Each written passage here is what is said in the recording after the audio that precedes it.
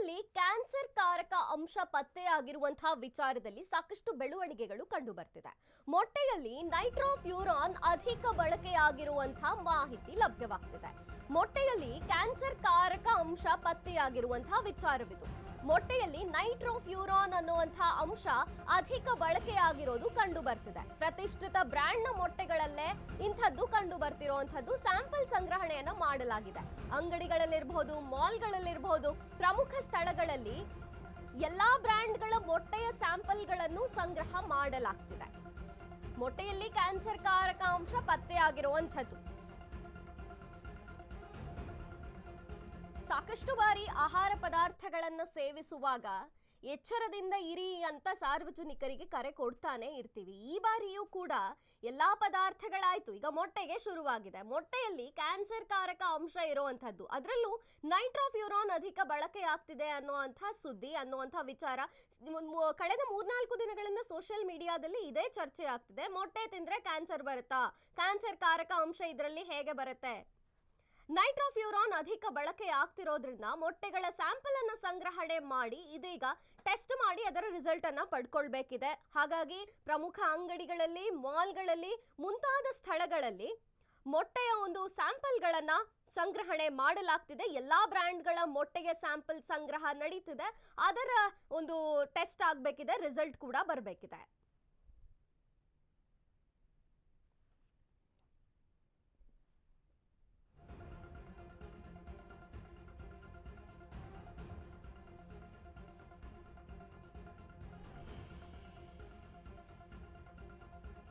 ಇನ್ನು ಮೊಟ್ಟೆಯಲ್ಲಿ ಇಂತಹ ಕ್ಯಾನ್ಸರ್ ಕಾರಕ ಅಂಶ ಏನು ಪತ್ತೆ ಆಗ್ತಿದೆ, ಈ ವಿಚಾರಕ್ಕೆ ಸಂಬಂಧಪಟ್ಟಂತೆ ಮೊಟ್ಟೆಯಲ್ಲಿ ನೈಟ್ರೋಫ್ಯೂರಾನ್ ಅಧಿಕ ಬಳಕೆ ಆಗ್ತಿದೆ ಅನ್ನುವಂಥದ್ದು. ಹಾಗಾಗಿ ಲ್ಯಾಬ್ ಟೆಸ್ಟ್ ಆಗಲೇಬೇಕು. ಸೊ ಸೂಕ್ತ ಕ್ರಮ ಕೈಗೊಳ್ಳುವಂತೆ ಆರೋಗ್ಯ ಸಚಿವರ ಸೂಚನೆಯೂ ಕೂಡ ಈಗಾಗಲೇ ಸಿಕ್ಕಿದೆ. ಎಲ್ಲಾ ಕಡೆ ಮೊಟ್ಟೆ ಸ್ಯಾಂಪಲ್ಗಳನ್ನ ಪಡೆಯಬೇಕು, ಸಂಗ್ರಹಣೆ ಮಾಡಬೇಕು ಅನ್ನುವಂಥ ಸೂಚನೆಯನ್ನ ಕೊಟ್ಟಿದ್ದಾರೆ ಆರೋಗ್ಯ ಸಚಿವರು. ಪ್ರತಿಷ್ಠಿತ ಬ್ರ್ಯಾಂಡ್ಗಳ ಮೊಟ್ಟೆಯಲ್ಲೇ ಇಂಥ ಒಂದು ಸ್ಯಾಂಪಲ್ ಬರ್ತಿರೋದ್ರಿಂದ, ಇಂಥ ಒಂದು ಕ್ಯಾನ್ಸರ್ ಕಾರಕ ಕಂಡು ಬರ್ತಿರೋದ್ರಿಂದ ಅದನ್ನ ಲ್ಯಾಬಿಗೆ ಕಳಿಸಿ ಅದನ್ನ ಸಂಗ್ರಹಣೆ ಮಾಡಿ ಅಲ್ಲಿ ಟೆಸ್ಟ್ ಆಗಬೇಕು. ಬೆಳಗಾವಿಯಲ್ಲಿ ಸಚಿವ ದಿನೇಶ್ ಗುಂಡೂರಾವ್ ಈ ತರದ ಹೇಳಿಕೆಯನ್ನ ಕೊಟ್ಟಿದ್ದಾರೆ. ಯಾಕಂದ್ರೆ ತಿನ್ನುವಂತಹ ಮೊಟ್ಟೆಯಲ್ಲಿ ಕ್ಯಾನ್ಸರ್ ಕಾರಕ ಅಂಶ ಪತ್ತೆಯಾಗ್ತಿದೆ, ಅದರಲ್ಲೂ ನ್ಯೂಟ್ರೋಫ್ಯೂರಾನ್ ಏನೋ ಜಾಸ್ತಿ ಕಂಡು ಬರ್ತಿದೆ. ಆ ಕಾರಣದಿಂದ ದಿನೇಶ್ ಗುಂಡೂರಾವ್ ಅವರು ಈ ರೀತಿ ಹೇಳಿಕೆಯನ್ನ ಕೊಟ್ಟಿದ್ದಾರೆ. ಏನ್ ಹೇಳಿದ್ದಾರೆ ಕೇಳೋಣ. ಈಗ ಮೊನ್ನೆ ತಾನೇ ಇದೊಂದು ಎಗಾಸ್ ಕಂಪನಿ ಅವ್ರದ್ದು ಮೊಟ್ಟೆಯಲ್ಲಿ ಅದೊಂದು ಯಾವುದು ಉಪಯೋಗ ಮಾಡಬಾರ್ದಂತ ಒಂದು ಏನು ಆಂಟಿಬಯೋಟಿಕ್ ಅನ್ನು ಇವು ಉಪಯೋಗಿಸಿದ್ದಾರೆ ಅಂತ ಒಂದು ಮಾಹಿತಿ ಇತ್ತು. ಆದ್ರಿಂದ ಅದ್ರ ಬಗ್ಗೆ ಸ್ಪಷ್ಟವಾದಂತ ವಿಚಾರ ತಿಳ್ಕೊಳ್ಬೇಕು ಅಂತ ಒಂದು ನಮ್ಮ ಇಲಾಖೆಯವ್ರಿಗೆ ಹೇಳಿದ್ದೀನಿ.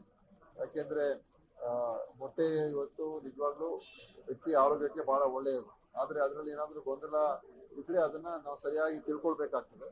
ಈಗಾಗಲೇ ನಾವು ನಮ್ಮ ಇಲಾಖೆಗೆ ಹೇಳಿದ್ದೀನಿ, ಕೆಲವು ಸ್ಯಾಂಪಲ್ಗಳೆಲ್ಲ ಅವರು ಈಗ ತಗೊಂಡಿದ್ದಾರೆ. ಮತ್ತೆ ಎಗಾಸ್ ಕಂಪನಿ ಏನಿದೆ ಅದರ ಸ್ಯಾಂಪಲ್ ಕೂಡ ತಗೊಂಡಿದ್ದಾರೆ. ಅದರ ಟೆಸ್ಟ್ ಎಲ್ಲ ಮಾಡಿದ ನಂತರ ಮುಂದೆ ನಾವು ಅದರ ಒಂದು ವಿಚಾರ ನಿಮ್ಮ ಮುಂದೆ ಇಡ್ತೀನಿ. ಅದು ಸದ್ಯದಲ್ಲಿ ಏನು ಆತಂಕ ಪಡಬೇಕಾಗಿಲ್ಲ ಅಂತ ನಾನು ಹೇಳೋದಕ್ಕೆ ಬಯಸ್ತೀನಿ. ಯಾಕಂದ್ರೆ ನಾವು ಕಳೆದ ವರ್ಷ ಸೆಪ್ಟೆಂಬರ್ ಅಕ್ಟೋಬರ್ ತಿಂಗಳಲ್ಲಿ ಸುಮಾರು 125 ಮೊಟ್ಟೆಯ ಸ್ಯಾಂಪಲ್ಸ್ ಅನ್ನು ನಾವು ಚೆಕ್ ಮಾಡಿಸಿದ್ದು ನಮ್ಮ ರಾಜ್ಯದಲ್ಲಿ. ಆ ಸಂದರ್ಭದಲ್ಲಿ ಬಹುತೇಕ 124, 123 ಗುಣಮಟ್ಟ ಇದೆ ಅಂತಾನೆ ಬಂದಿತ್ತು. ಒಂದು ಮೊಟ್ಟೆಯ ಸ್ಯಾಂಪಲ್ ಇಲ್ಲ ಅಂತ ಬಂತು. ಆದ್ರಿಂದ ಇವತ್ತು ನಾವು ಯಾವುದೋ ಒಂದು ಸುದ್ದಿ ಕೇಳಿದ ತಕ್ಷಣ ಆತಂಕಕ್ಕೊಳಗಾಗಿ ತಗೊಳ್ಬಾರ್ದು, ಭಯಭೀತರಾಗುವಂತ ಅವಶ್ಯಕತೆ ಇಲ್ಲ. ನಾವು ಸಮಾಧಾನವಾಗಿರೋಣ. ಎಲ್ಲ ವರದಿ ಮತ್ತು ರಿಪೋರ್ಟ್ಗಳೆಲ್ಲ ಬರಲಿ. ತದನಂತರ ಈ ಕಂಪನಿ ಏನಿದೆ, ಈ ಕಂಪನಿಯ ಮೊಟ್ಟೆ ಏನಾದ್ರೂ ಇದೆಯಾ ಇಲ್ವಾ ಅಂತ ತಿಳ್ಕೊಳ್ತಕ್ಕಂಥದ್ದು ಕೂಡ ತಿಳ್ಕೊಂಡ ನಂತರ ಸ್ಪಷ್ಟ ಮಾಹಿತಿಯನ್ನು ನಾನು ಕೊಡ್ತೀನಿ. ಇನ್ನು ರಿಪೋರ್ಟ್ ಬರಬೇಕು.